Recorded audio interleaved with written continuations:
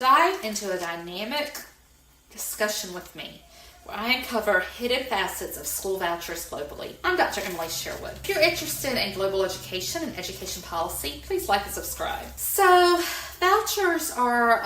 school vouchers are increasingly common part of the United States education landscape. So, vouchers are where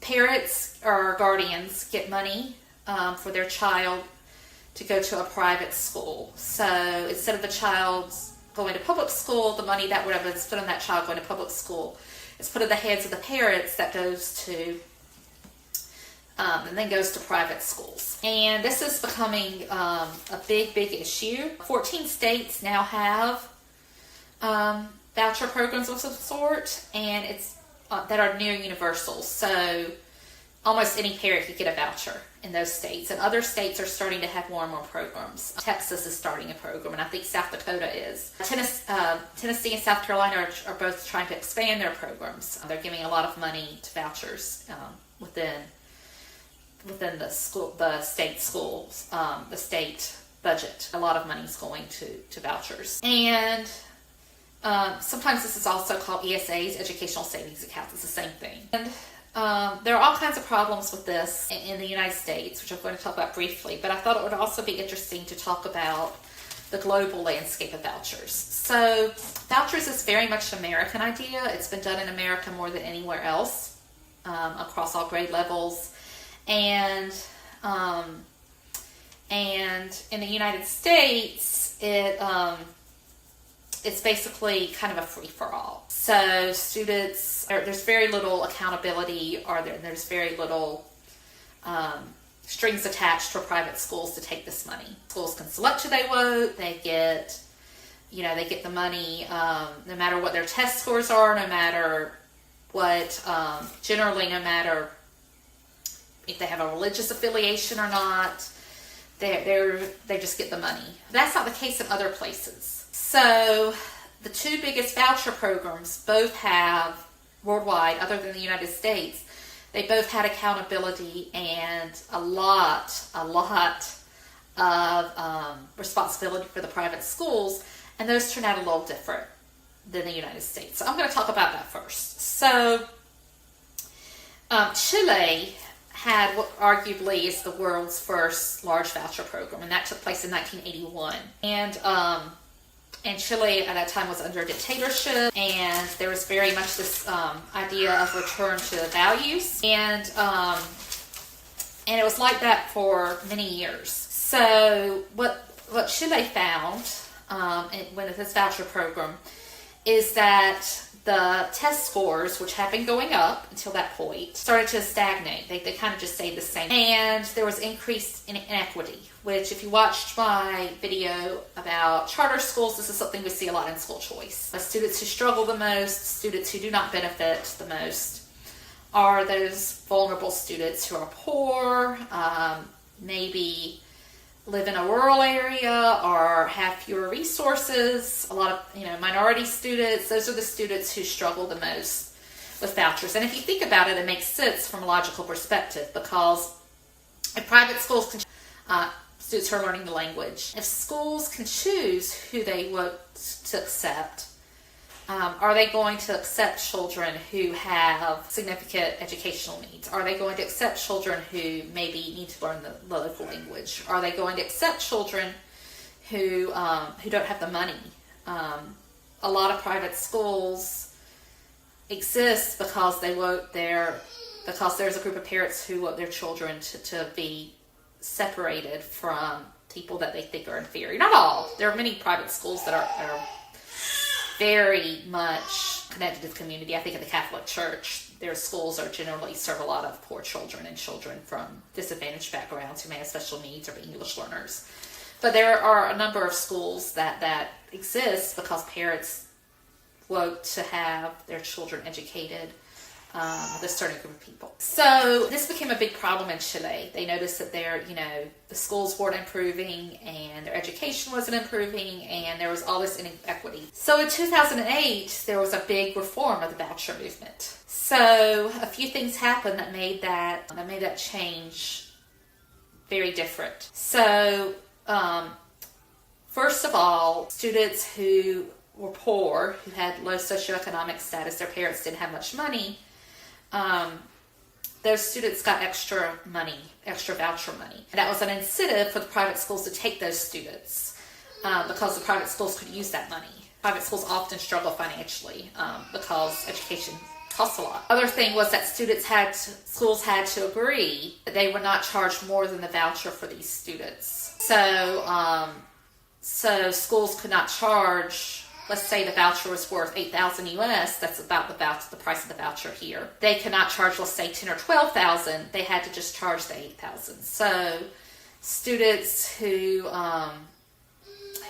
so schools effectively became like charter schools, these private schools. They could not charge more tuition than what the voucher was worth. And they could not select students based on academics. So again, they couldn't say, oh, this student isn't a good enough student, or this student has needs we can't meet. No, they had to accept the students. So in effect, the private schools became more like charter schools, which are publicly funded schools that only take money. They don't take private money. So what this showed was that there was an increase in test scores, but there was still major segregation. Again, this looks like charter schools, where there's become this segregation.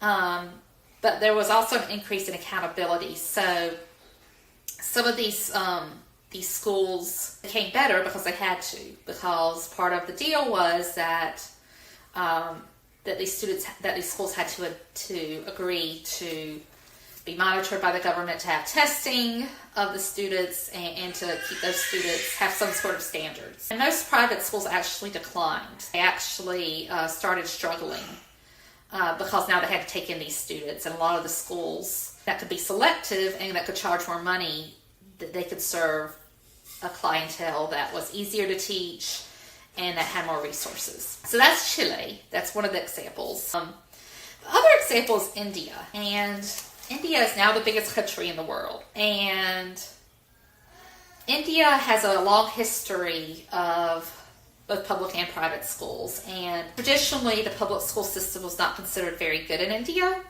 And most families who could afford it, kind of like China, would send their children to private schools. Over 50% of students attended private schools traditionally. And so a law passed, and this law was very interesting because it applied to all private schools. Private schools could not say, "Well, I'm not going to take your money." They could not say, "We're just going to stay private and not take any federal money. That's fine. We'll just teach you we won't." For the schools to stay in business, they had to agree to this program. There was no opt out. So in every private school in India, every primary private school, every school for lower grade students,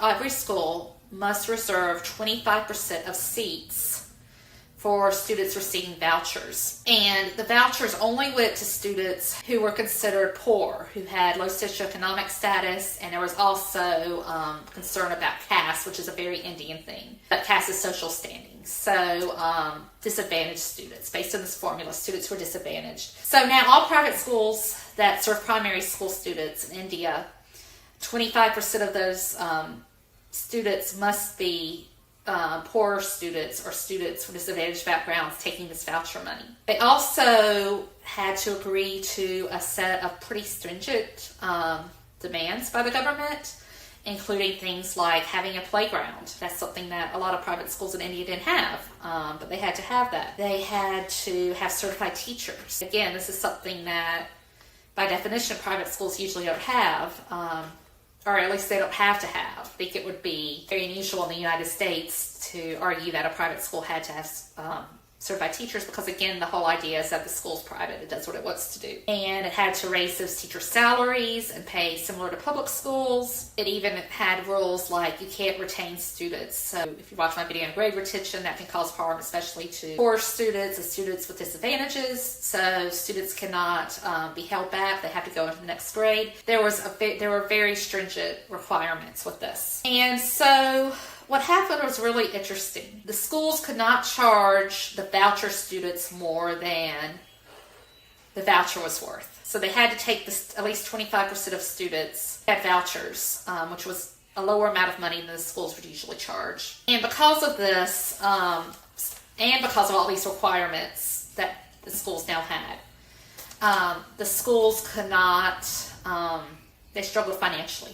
a lot. And so what happened was they had to raise their tuition for these private paying students. So what you might think of as middle class students or upper middle class students now had to pay a lot more to offset the low cost of these vouchers and all these requirements that the schools now had. So the schools increased in quality, especially for these poor students. These poor students got a really good education and it really benefited them. However, it indirectly hurt middle and upper middle class students, particularly middle class students who maybe had the money to pay the tuition as it was charged before this law, but then when the rates went up to accommodate the voucher, students could no longer pay. So a lot of middle class students went back to public schools. And so now, interesting enough, a lot of these private schools have mostly poor or disadvantaged students. So that's very interesting. It's something that was not expected to happen, but it happened. So did it serve its goal of educational equity? Maybe. I mean, it did help some of the most vulnerable students, but it also hurt many students. So there's actually a lot of controversy. I read some very opinionated editorials about this. People who really loved the idea or hated it. So, onto the United States. So the United States,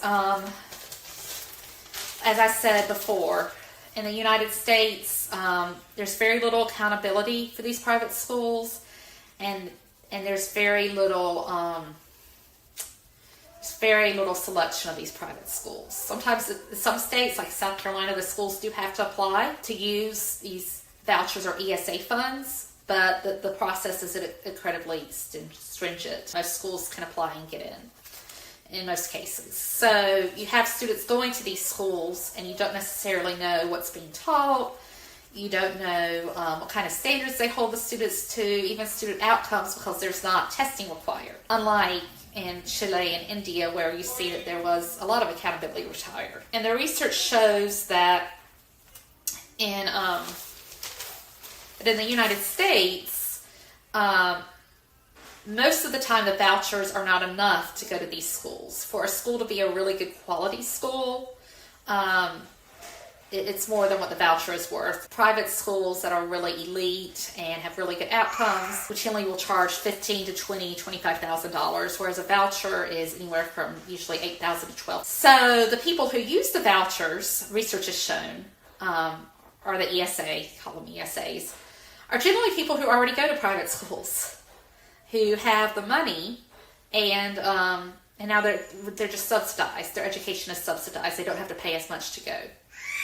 And so this is a case of richer students, or students who have more resources actually having more, and then that money going away from public schools who need it. So that's what the research shows about vouchers. And it does increase segregation as well, because there are parents who may not have the money if they had to pay full price tuition, but now they could pay a little bit and go to these schools, and so those parents usually leave. There's also problems with vouchers and church and state issues. Many private schools in the United States are run by churches. That's pretty common. And in the United States Constitution, there is a distinction between church and state. So there's all kinds of issues with vouchers. And we see from these global examples that the only way that vouchers really help, particularly the most vulnerable students, is with a lot of accountability and a lot of rules around them. And the United States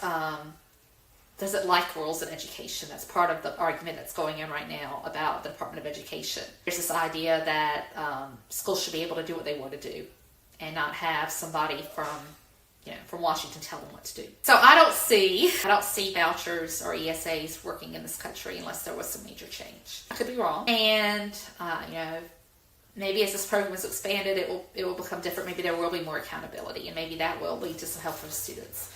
But the way it is right now, the research shows that it will be like Chile in the 1980s and 1990s, and just be a segregated way for students, particularly richer students, to have a good education at the benefit of the poor, fortunately. And so if you've had comments, if you've been part of an ESA or your state does things a little differently. I would love to hear from you. Please comment below. Or your country does things differently. Please comment below. And thank you so much. And please like and subscribe if you're interested in this content. Until next time, keep learning.